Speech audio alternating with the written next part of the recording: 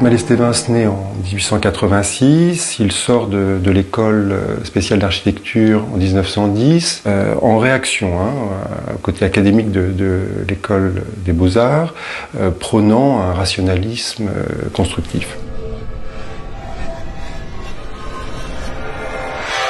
C'est un architecte qui exerce en France.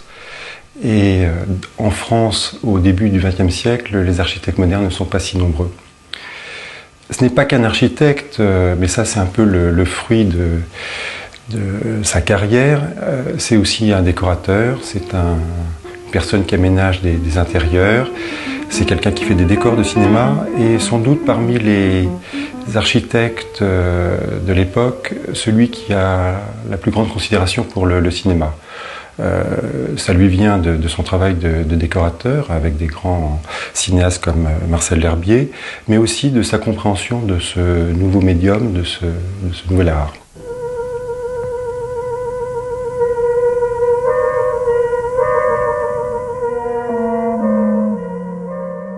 À l'époque, la compétition avec les confrères est importante et surtout la reconnaissance de l'architecture moderne qu'il prône ne va pas de soi.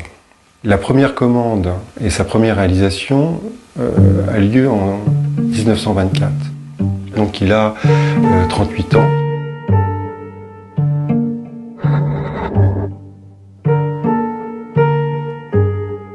Un élément très remarquable dans les débuts de Malestévens, c'est les atouts de caractère social dont il dispose.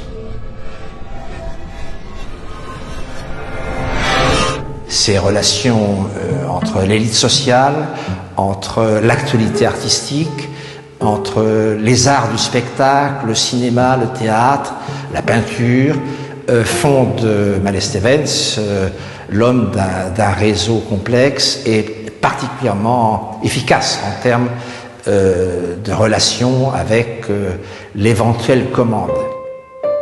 C'est d'abord le vicomte Charles de Noailles qui commande le projet d'une maison très simple pour passer l'hiver à Hyères, et ça sera en réalité sa première construction d'architecte, construction permanente. À côté des décors de film, on voit le changement.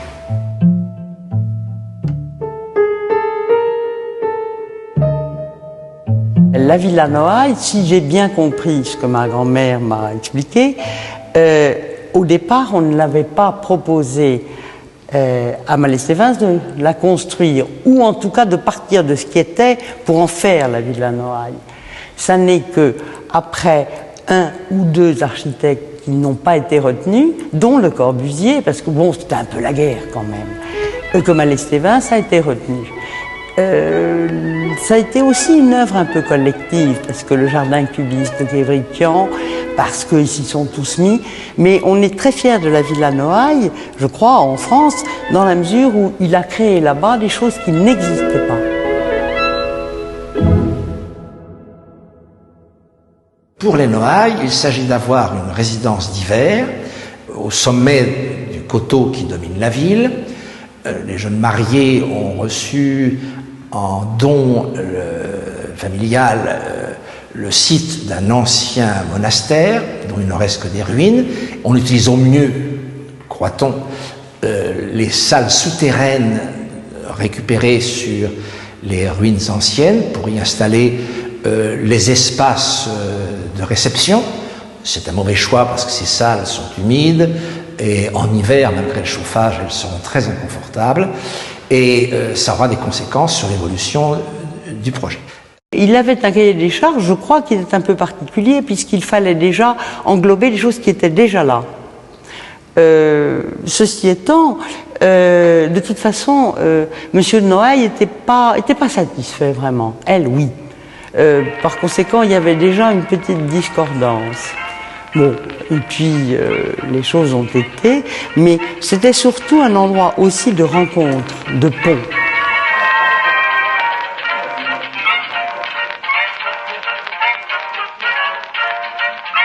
Ce qu'il faut bien comprendre, c'est que pour les Noailles, l'architecture moderne est une liberté avant tout.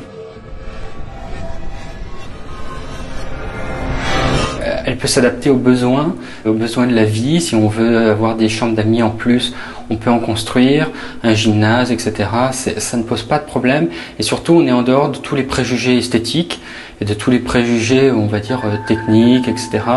Tout est possible.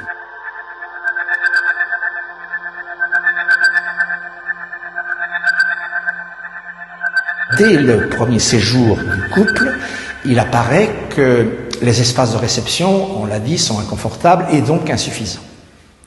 Et commencent ensuite, dans les années qui suivent, de très nombreux chantiers successifs qui vont agrandir et toujours agrandir le bâtiment initial. En fait, la Villa Noailles synthétise beaucoup d'enjeux de la modernité. La villa n'a pas pu être construite en béton armé à part le plafond de la piscine, mais on trouve aussi beaucoup d'expérimentations sur le verre, que ce soit les grandes baies de la piscine, justement, qui ont les portées maximales. On trouve aussi donc les systèmes de baies qui disparaissent dans le sol. On trouve l'utilisation du verre par barillet dans le salon rose, qui utilise des verres de différentes formes pour transformer la translucidité de la verrière.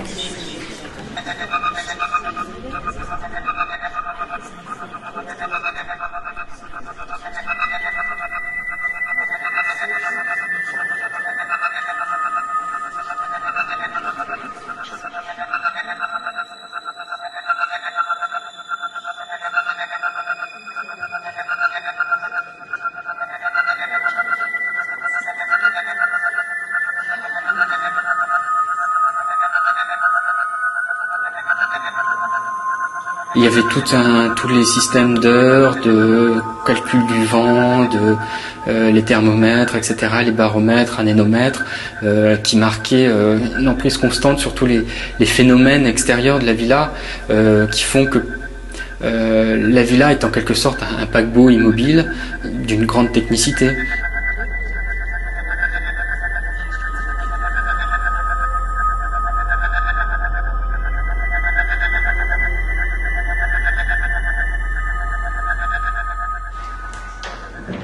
L'art de vivre a été presque inventé là.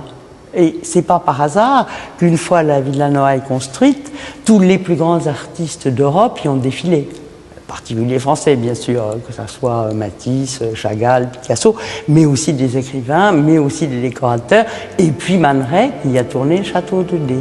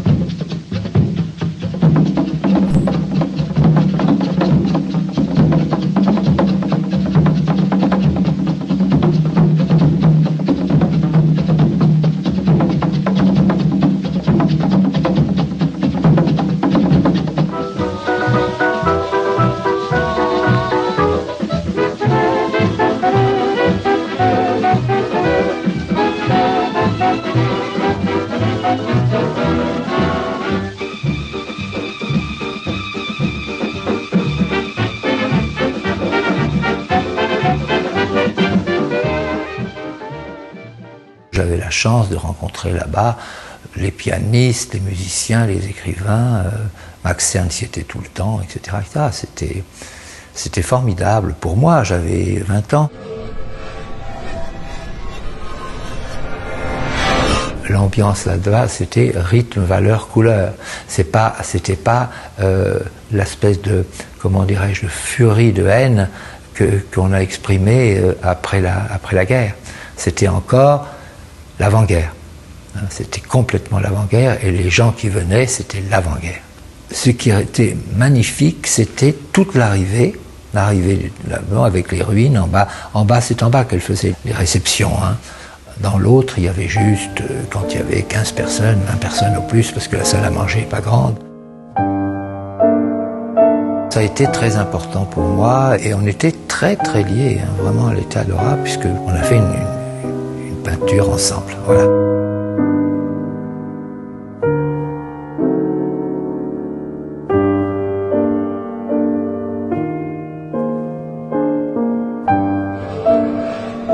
Mallet Stevens, très ami avec Barillet, lui a construit cet hôtel particulier dans le sens de son travail. On retrouve la luminosité de l'immeuble, toutes ces perspectives diagonales, tous ces points pour mirer le travail constitué du vitrail. Donc c'est un bâtiment qui a été conçu pour le travail du vitrail. Donc c'était un petit peu le pari qu'avait entamé Mallet Stevens pour son ami Barillet. C'est pour ça qu'il y a cette double hauteur en deuxième, troisième, puisque vous aviez l'atelier des prototypes, on pourrait dire, qui se faisait à contre-jour de la verrière. Et donc ils assemblaient, il y a une photo, on voit ils assemblaient leurs morceaux de verre à contre-jour pour voir l'effet vraiment que ça donnerait. Et le bureau d'études était dans la mezzanine.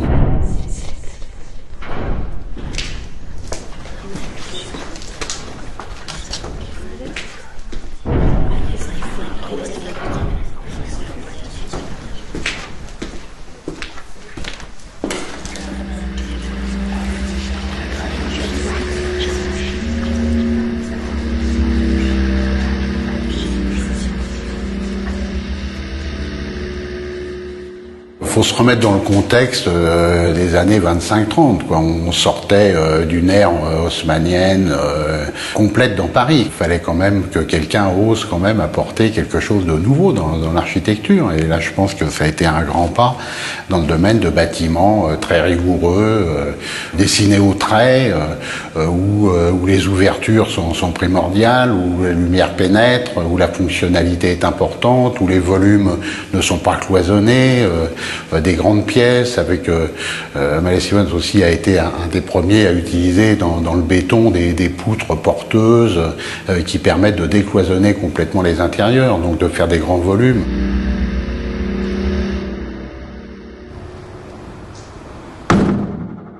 Paul Poiret, visionnaire, esthète, demande à Mallet Stevens de construire cette maison. Il trouve un terrain très intéressant, puisque c'était sur une colline, à une époque où il n'y avait pas encore d'usines et de banlieues et de paysages un peu dégradés. Donc c'était avec simplement une silhouette avec la vue sur la Seine, avec un très, très beau dégagement. Il commande cette maison en 24, elle est arrêtée en 25, tout le gros œuvre est terminé, et puis Paul Poiret a un retour de fortune qui l'empêche de continuer cette maison, donc il se contente de terminer la maison du gardien, qui est très très jolie d'ailleurs, et il habite dans cette maison. Et puis, peu de temps après, il la revend, dans les années 30, il la revend à Elvire Popesco.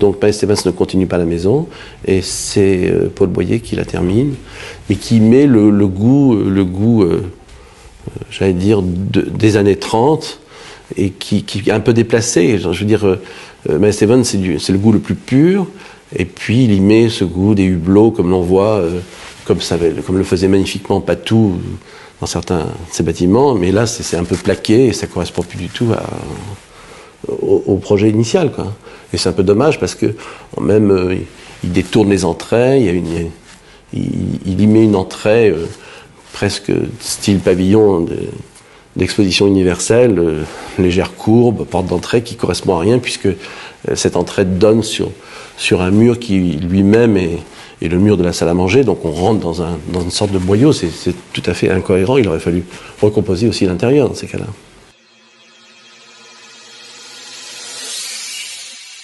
L'élément central de la maison était le séjour avec sa double hauteur, traversé par sa mezzanine qui était une des circulations des chambres du premier étage. Donc rapport entre le premier étage et rez-de-chaussée intéressant. Après, quand on entre, sur la gauche, il y avait une suite qui était la chambre, son salon, ses salles de bain. Il y avait une organisation spatiale qui faisait qu'il n'y avait rien à modifier. Il était prévu une organisation, par exemple, en ce qui concerne la salle à manger, l'office, la cuisine. C'était très très organisé. L'accès au sous-sol, c'était un plan qui est contemporain encore aujourd'hui, qui fonctionnerait très bien. Peut-être la seule chose, c'est qu'il y avait des dimensions de chambres d'amis qui étaient un petit peu compactes à l'étage et des salles de bain qui n'étaient pas en relation directement avec les chambres. C'est peut-être la seule chose qu'on aurait peut-être modifiée aujourd'hui.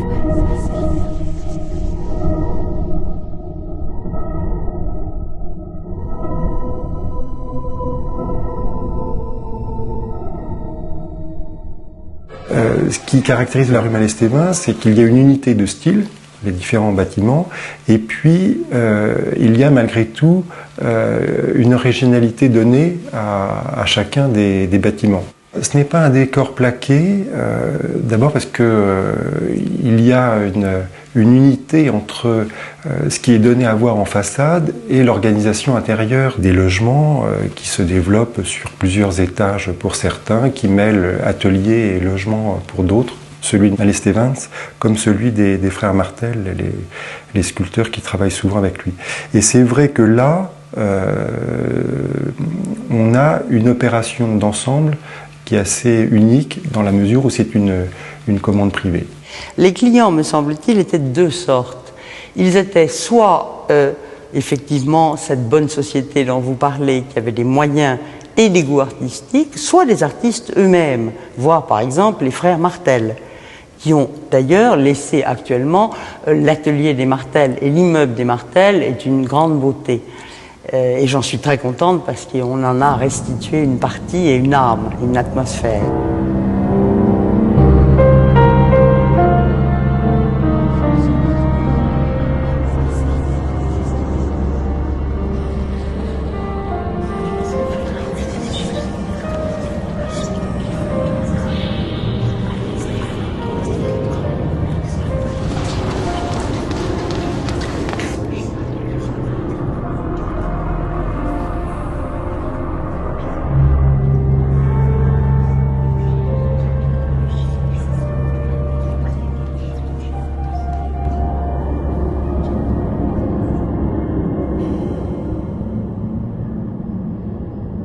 On sent vraiment le mouvement moderne, il est là, et il l'est par le matériau.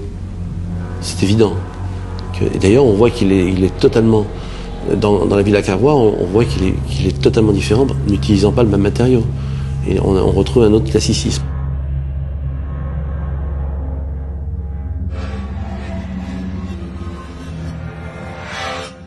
La villa est d'abord sa dernière commande privée. En plus, une maison qui est d'une taille qu'il n'a pas encore pratiquée dans l'habitat domestique jusque ce moment-là, évidemment. Elle arrive après deux autres commandes importantes du point de vue domestique, du point de vue des maisons, qui sont la villa du vicomte de Noailles à Hyères, et puis la maison pour Paul Poiret à Mézy. Voilà, les trois maisons constituant une sorte de trilogie. La Villa Cavrois, c'est vrai, apparaît par rapport à ces deux précédentes avec un état de complétude qui est encore jamais atteint dans son travail. Cette maison a plusieurs statuts, comme souvent d'ailleurs les demeures d'architectes. De mon point de vue, elle a un statut de manifeste pour l'architecte. C'est-à-dire que l'architecte montre certaines choses. Et il veut montrer, donc elle a un statut de manifeste, comme d'autres maisons modernes. Bon. Ce qui l'éloigne un peu de l'usage. D'un autre côté, du point de vue du commanditaire, lui aussi manifeste quelque chose. Il manifeste en 1929, entre 29 et 32, qui ne sont pas particulièrement des années reluisantes du point de vue économique, il manifeste une capacité économique assez impressionnante, vous voyez. Donc je crois que le mot manifeste est intéressant, y compris dans toutes ses significations. Et cette Villa Cavrois, tout à fait remarquable, fait apparaître l'évolution de Malestévens.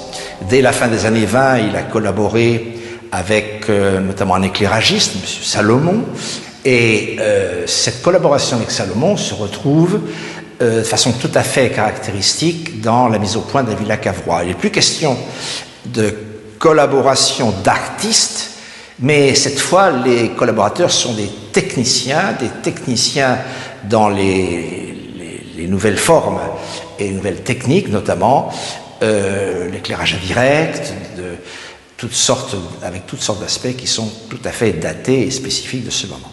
Il y met aussi des éléments qui sont, pour lui, qui anticipent des situations futures de la vie domestique et de l'architecture.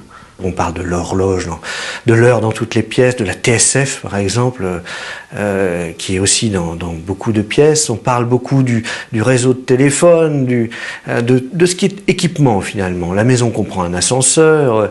En ce sens-là, elle est un peu un manifeste, cette maison de l'Union des artistes modernes et de l'objectif d'une partie des membres de l'Union des artistes modernes, dont Malestévin est un des fondateurs. La piscine, c'est une chose assez étonnante, oui, dans le nord de la France. Mais c'est vrai qu'elle fait partie d'une série de dispositifs presque techniques aussi, qui est liée aux caves, au fonctionnement des caves, qui comprennent une chaufferie sophistiquée, avec 2 chaudières. Enfin, on a là tout un système technique. La piscine fait partie de ce système technique, dans la mesure où il s'agit de faire circuler de l'eau, de l'évacuer, toutes ces questions entrent, comme le réseau d'électricité, comme l'éclairage qu'on a évoqué, comme ça va jusqu'au tableau de fusible. On a l'impression qu'on va pouvoir, à la manière de ceux qui s'intéresseront à la domotique plus tard, faire fonctionner toute la vie technique de la maison à partir de ces boutons, de ces manettes, voilà. En plus, il s'agit d'un système rationnel, c'est-à-dire en l'occurrence, la chaleur des chaudières est utilisée pour sécher le linge dans la buanderie qui est située tout en bout de la maison. On a donc de grands paniers qui permettent de tendre le linge et de le ranger pour qu'il soit sec. Il y a là aussi toute une machinerie de la domesticité qui traditionnellement est dans les caves. Et là, il y a le travail qui est dans la cave aussi, et tout type de travaux d'ailleurs. La buanderie participe complètement à cela.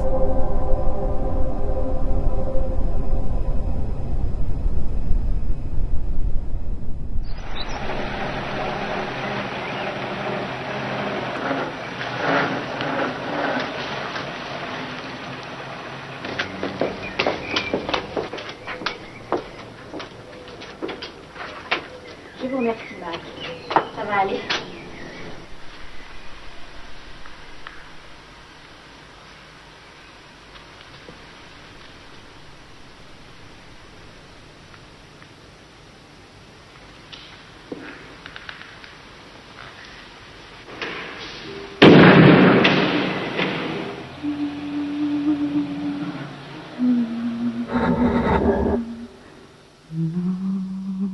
Les 3 bâtiments sont quand même conçus dans la France heureuse de l'après-18, dans une phase d'euphorie, y compris économique. Et ces 3 aventures sont impossibles après 1933. Vous savez, il est important de savoir qu'à l'époque, un architecte comme Malestévin vivait bien avec 2-3 maisons par an à faire, parce qu'il faisait tout. Il est clair qu'à partir de 1932-1933, de telles opérations ne sont plus possibles. On a vu même que, d'une part, la fragilité économique personnelle de Poiret le met hors jeu très tôt.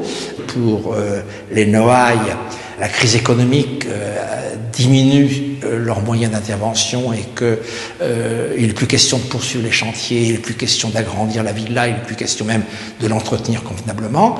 Il est clair qu'il a une fragilité sociale. La maison avait été conçue au départ comme quelque chose d'économique. C'est une maison qui ne doit coûter très peu cher aux Noailles. Et en fait, déjà les problèmes techniques font que les toits terrasses fuient, etc., que tout ce qui est de l'ordre expérimental, que ce soit les baies de la piscine, etc., qui explosent, qu'il faut refaire, etc., coûte de plus en plus cher.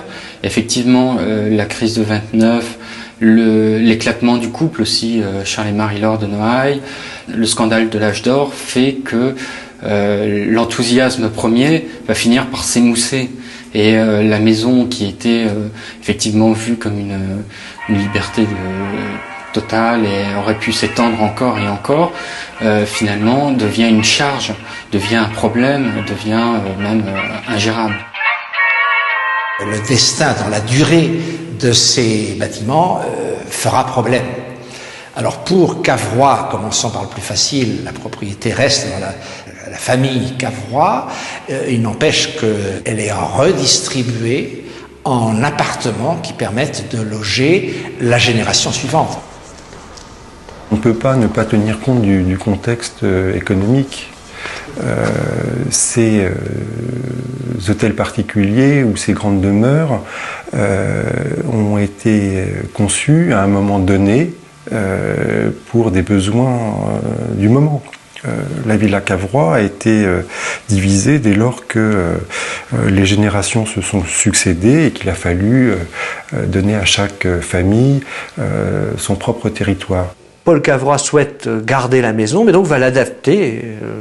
Elle va être adaptée par un architecte qui s'appelle Pierre Barbe, qui est l'architecte de la famille Cavrois après la guerre, et qui va en fait transformer la maison en immeuble à appartements. Et là, à partir de la structure de la maison, Pierre Barbe va adapter la structure de la maison à une configuration très différente où des familles vont vivre de manière quasi autonome. Le salon, la pièce principale, ce grand volume, est coupé en deux dans sa hauteur et on rajoute un plancher. Donc voilà vraiment une version tout à fait pragmatique et réaliste. Donc on gagne quelques mètres carrés. Et paradoxalement, alors que donc cette pièce principale, la pièce la plus spectaculaire, est complètement transformée dans son aspect, et donc réduite, on peut dire, beaucoup dans sa plastique, dans son esthétique, il y a un travail très délicat de Pierre Barbe pour que les cloisonnements qu'il met en place ne perturbent pas l'aspect de la baie qui donne vers l'extérieur. Et c'est fait de manière assez sophistiquée. Les gens qui acquièrent une maison, une architecture, ils veulent y mettre leurs pattes, ils n'arrivent pas à vivre complètement dans un espace en le respectant comme une œuvre muséographique. Il faut avoir une âme bien solide pour pouvoir reprendre une maison, la garder dans son jus, dans son minimalisme. C'est pas toujours très facile, hein. En ce qui concerne la rue Mallet-Stevens, elle a été à deux doigts d'être partiellement démolie, donc défigurée.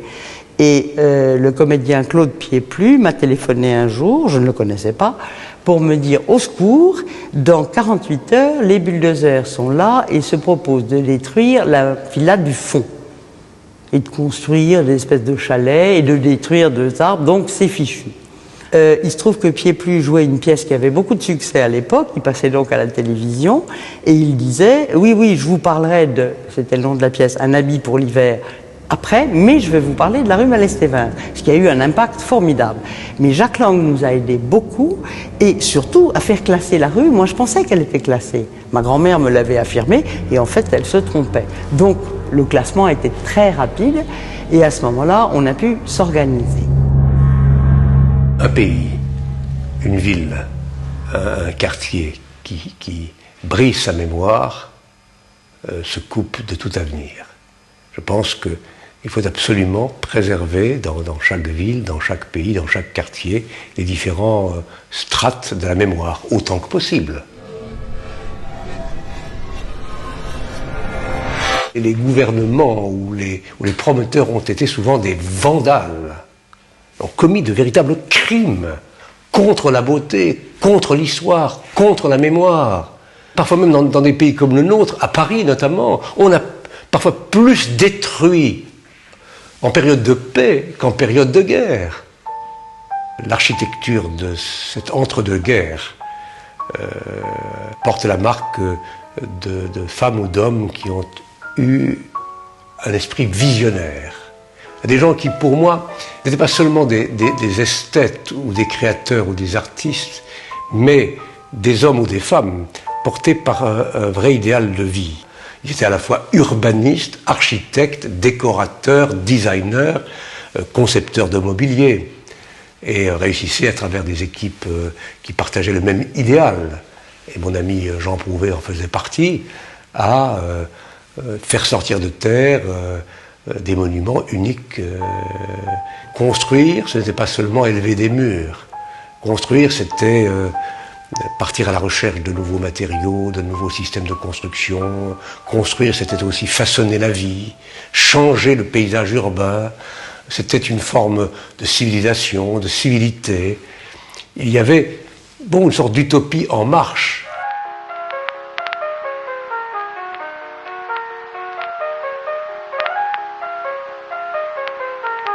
On a toujours eu l'habitude, pour l'appréciation historique, de se laisser un certain laps de temps pour apprécier la valeur d'une œuvre écrite, construite et autres.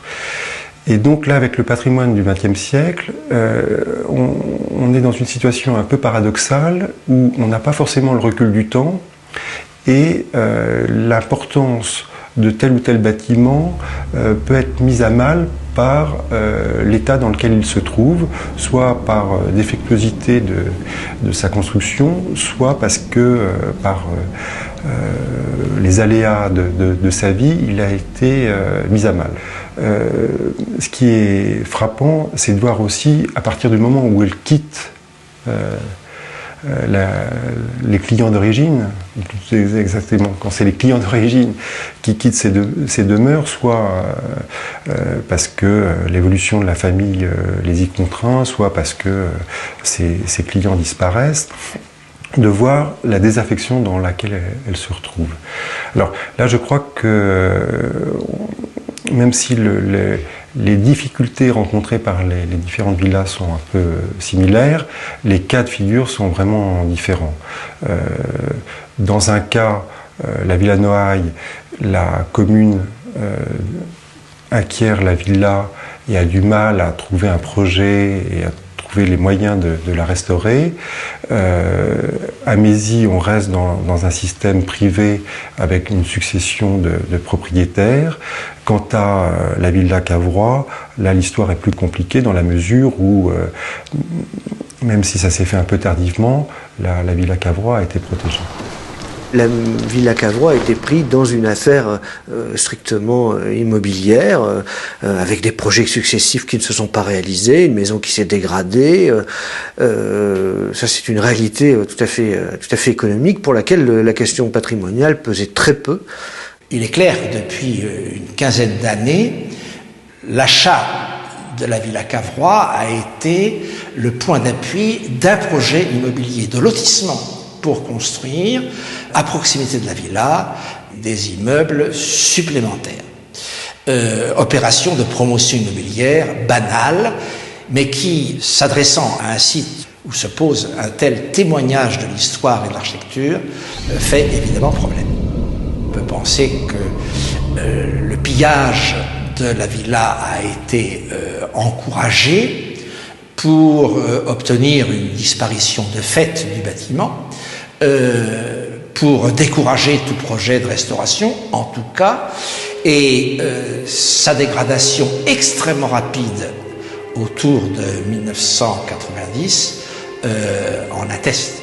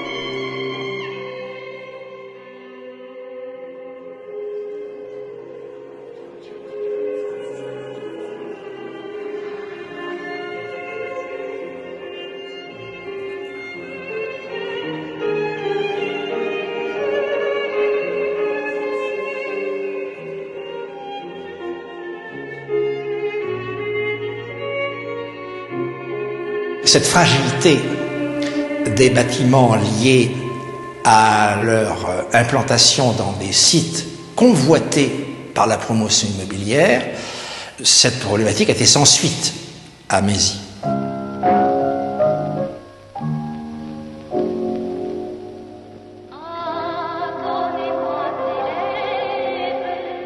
Madame Popesco habite cette maison jusqu'en 1985, mais dès 1980, elle rêve à des programmes de promotion immobilière.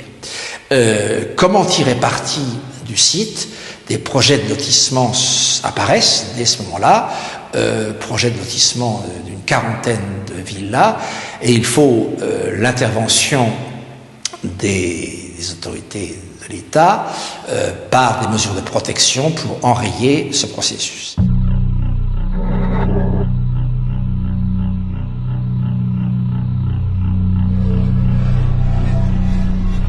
Lorsque la villa est rachetée ici par la ville de Hyères, on sait à peine orthographier le nom de Mallet-Stevens. On le connaît plus du tout, à part quelques antiquaires parisiens qui connaissent ces meubles. Il est mort pendant la Seconde Guerre mondiale et alors que Le Corbusier a eu une grande carrière dans l'après-guerre, lui a complètement disparu. Il a été redécouvert aussi à partir du moment où on s'est un peu posé la question du patrimoine, de savoir ce qui restait des expériences de l'entre-deux-guerres. Ça a intéressé très peu de gens. Pendant longtemps, on s'est contenté des photos qui étaient publiées dans les livres.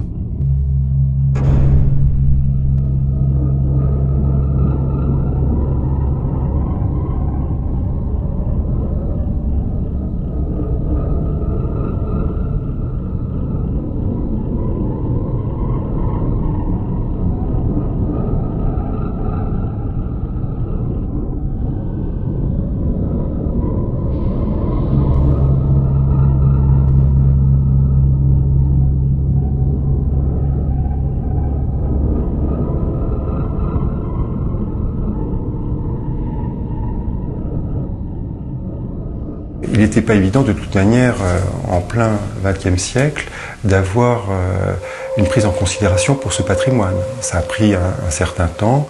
Vous le savez, pratiquement tous les grands bâtiments de la deuxième moitié du XXe siècle, quand ils ont été réalisés, ont suscité des polémiques et dans un premier temps, des réactions de rejet.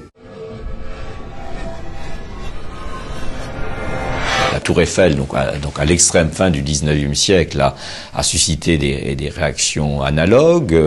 C'est, dans tous les cas, l'expression de cette difficulté que nous avons à accepter l'innovation. Pour ma part, je suis souvent surpris et même terrifié de voir à quel point beaucoup de nos concitoyens n'ont pas encore appris à regarder la qualité de l'architecture du XXe siècle.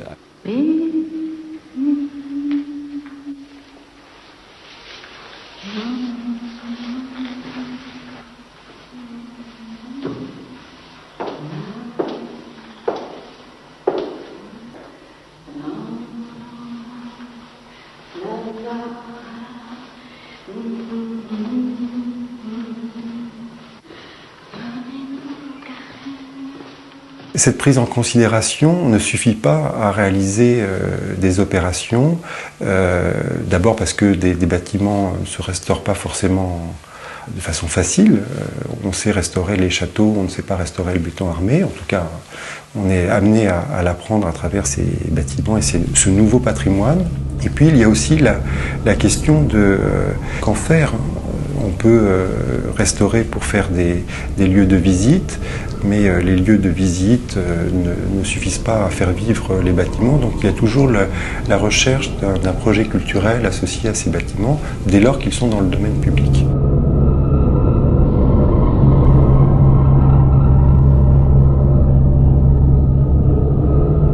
À partir du moment où on n'a pas le projet de l'habiter, de le transformer en hôtel particulier pour soi-même, il fallait quand même faire vivre ce lieu. Donc je pense qu'il a fallu trouver une cohérence avec le lieu sur tout ce qui s'y passe. C'est bien de reconstituer ça, c'est comme si c'était une maison d'artiste. On peut même pas parler de réhabilitation ici, c'est vraiment de la recréation, comme dit mon confrère Sauzet. C'est-à-dire qu'il n'y avait plus rien et il n'y avait pas d'archives. Donc c'était un peu... Et en plus, ce bâtiment est atypique dans la création de Mallet-Stevens, donc on pouvait même pas tellement aller s'inspirer de la rue Malestévins ou de ce qui reste qu'à la Villa Cavrois ou la Villa d'Hyères. Donc en fait, il a fallu, avec les peu de photos qu'on avait, réinventer les choses. Il y a eu de profondes transformations. Le propriétaire avait enlevé tout le mur verrière parce que les huisseries métalliques de l'époque certainement étaient endommagées, donc ça lui coûtait trop cher de les refaire. Il a mis un mur rideau en aluminium tout à fait banal. Les granitos de surface, on ne savait même pas qu'ils existaient, ils étaient recouverts par une dizaine de couches de peinture. Moi, j'ai même pas réalisé du tout de suite que c'était du gravier lavé, parce que là encore, c'est assez atypique dans l'œuvre de Malestévins. Moi, j'en connais pas d'autres en gravier lavé. Et c'est en travaillant dedans, en faisant les reprises en sous-œuvre, en dégageant le trottoir, qu'on a vu qu'en dessous, c'était ça. Donc après, il a fallu le décaper. Et le challenge, c'était pas... je veux dire, avec un client comme Yvon Poulain, c'était relativement facile, parce que le challenge, c'était d'amener... que le propriétaire accepte de mettre d'abord autant d'argent dans une réhabilitation, et puis accepte de perdre des mètres carrés. Parce que pour recréer la trémie entre le deuxième et le troisième, on lui fait perdre quand même 65 ou 70 mètres carrés qu'il venait d'acheter. Donc au début, il n'était pas vraiment d'accord.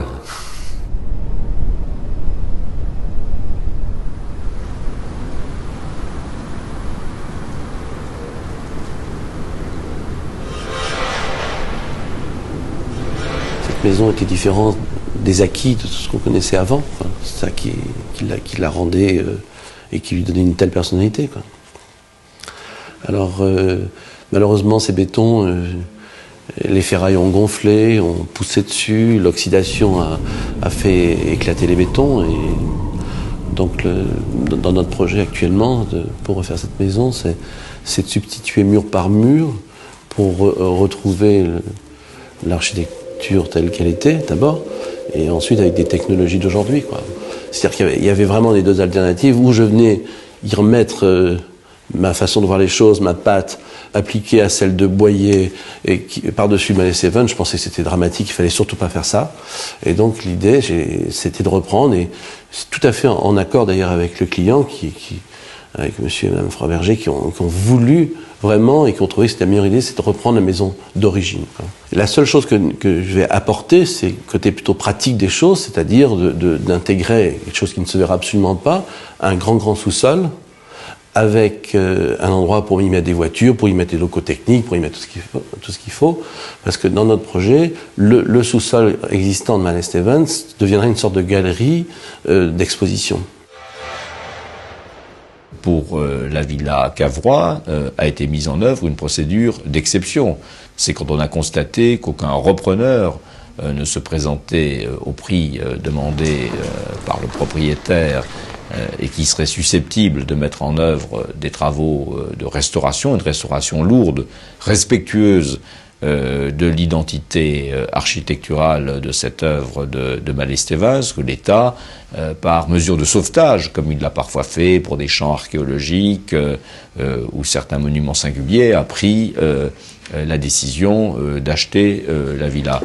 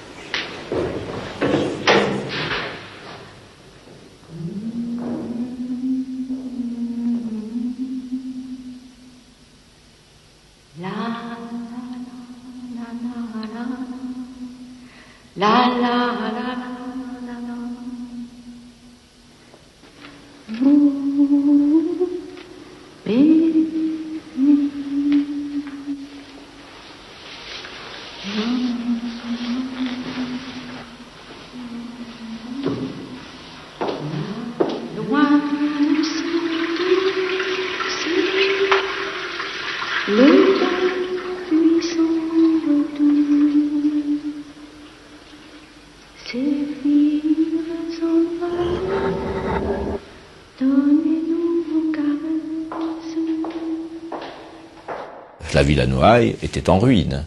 On a vu quand même en quelques années cette villa renaître. Pour la Villa Cavrois, je crois qu'il faut viser le même double objectif. Tout d'abord, de rétablissement de la solidité de la maison, et d'un autre côté, veiller également à ce que cette architecture qui est faite toute de subtilité, de grâce, d'élégance, retrouve un bel aspect, de façon à ce que le visiteur puisse tout simplement se rendre compte ce qu'était la vision d'une architecture domestique de grande ampleur par Mallet-Stevens. Tout ça c'est programmé, c'est en cours, ça prendra 1 an, 2 ans, et plutôt d'ailleurs 2 ans ou 2 ans et demi qu'1 an.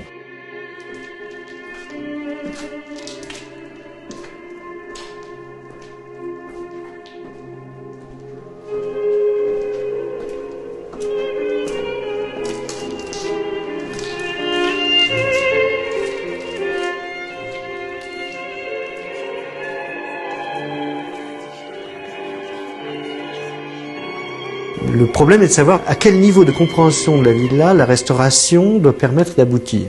C'est-à-dire, est-ce que la restauration de la villa va aller jusqu'aux aspects de la vie domestique dont on a parlé tout à l'heure, qui font partie intégrante, je dirais, de sa signification, l'horloge dans les pièces, la TSF, qui en plus, on peut penser que ces aspects-là peuvent faire aussi rêver, entre guillemets, et faire comprendre ce qu'a été la maison en tant que manifeste à cette époque-là.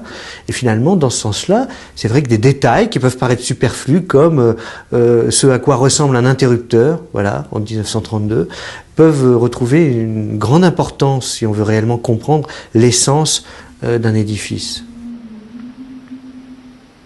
Au moment où l'architecture française dont les conceptions nouvelles furent longtemps combattues et mieux comprises, il convient de ne pas oublier ceux qui furent parmi les premiers à engager la lutte. Mallet-Stevens a eu le courage de défendre avec énergie ses idées, au risque d'être bafoué et insulté.